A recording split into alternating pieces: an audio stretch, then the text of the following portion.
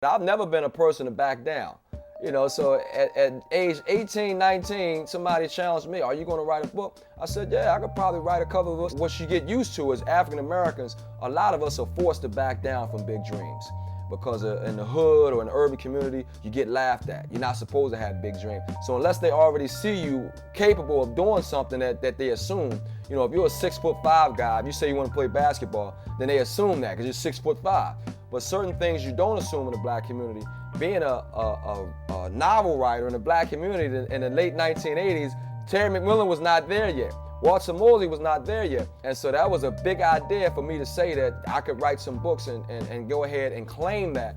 Whoa, the new book, the last street novel, it's like that last hurrah to try and, you know, get men involved and get their attention with a book that has to say, look, we're too much identification with the street life and not enough identification with black masculinity and professionalism and responsibility, fatherhood, the things that manhood is all about.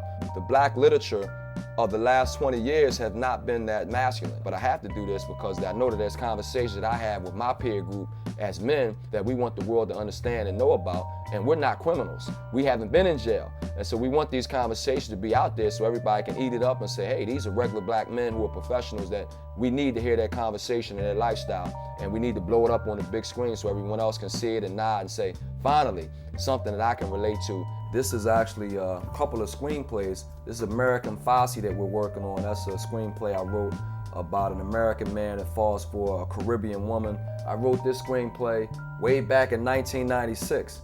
And so I've been thinking about screenplays and films for a while. This one I didn't turn into a book. The next thing for me to do is set up a nonprofit organization so I can give back to the readership community, the urban community. I'm working on a children's book right now to try and get young urban boys reading at a much earlier age. So yeah, I've been quite busy. It's not just writing books, it's about talking about the ideas that these books are about.